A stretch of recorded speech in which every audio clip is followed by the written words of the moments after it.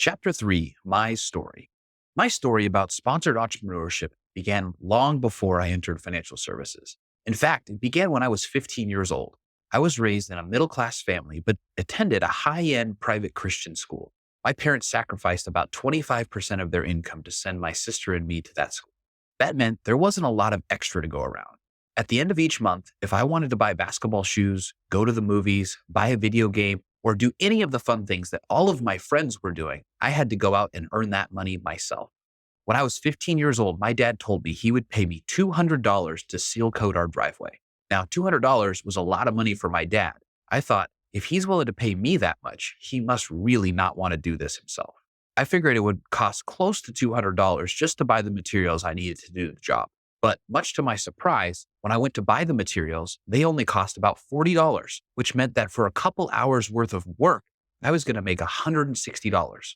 Wow, what an amazing return on my time. My friends were making $10 an hour working at restaurants or in jobs requiring hard manual labor. For this job, I was making $80 an hour. Now, because I knew my parents didn't have endless supplies of money, yet they were still willing to part with that much for me to do the job, I knew there must be a market for this service. So I created flyers, walked up and down the streets of our neighborhood, and offered to seal coat people's driveways. Many of them took me up on the offer. This was the beginning of Perry Pavement Services, a full-service residential asphalt seal coating company that I ran all through my high school years and in college. By the time I was entering my senior year of college, I was earning several $1,000s a day.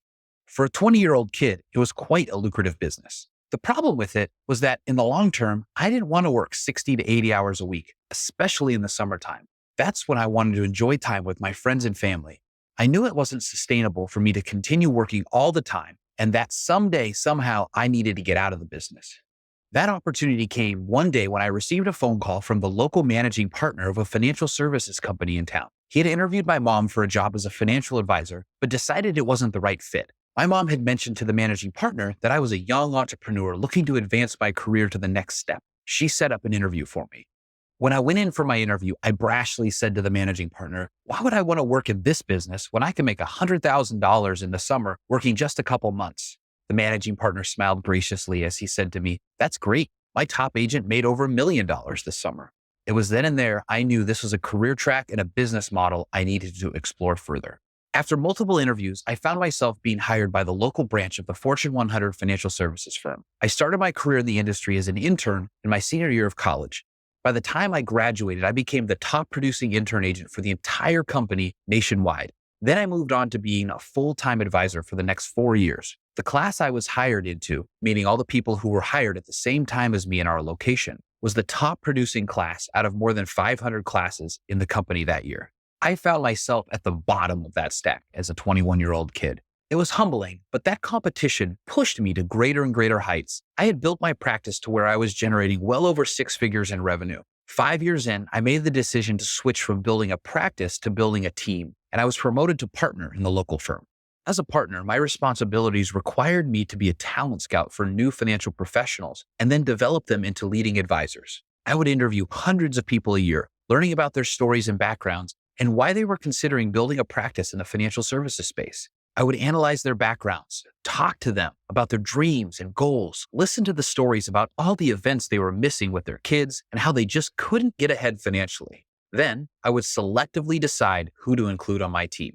I was the youngest partner in the entire company at that point, but ended up building the top performing team on the West Coast. At one point, I managed the top team in the entire country. At 28 years old, I was promoted to senior partner and again was the youngest person in the company with that title. And when I was 30, I left my team of 40 advisors behind and took the managing partner position in an office in Texas. That's where I acquired my first business. I was given a responsibility to grow that organization. In only 30 months, we doubled our number of advisors, tripled the size of our leadership team, and doubled overall production. During those 30 months, we interviewed well over 1,000 candidates, hired almost 100 people into the business, and helped them launch their practices. It was a very rewarding period of growth for me. I got to learn even more about what it takes to help someone else be successful in this business because I was developing successful agents and advisors. After that, I was given my first opportunity to move to a large metropolis, Minneapolis, Minnesota. I was used to markets with fewer than 1 million people. And now I found myself at the helm of a market that had almost 6 million people. I had a huge opportunity to grow in that location. More than 30,000 agents and advisors were licensed in the state, but fewer than 100 worked for our firm. So we went to work implementing our systems, hiring new advisors, and coaching them on how they could build seven-figure practices for themselves. As my experience shows you, I'm extremely passionate about the idea of sponsored entrepreneurship, working with a financial services firm and helping build new business owners, whatever their season in life.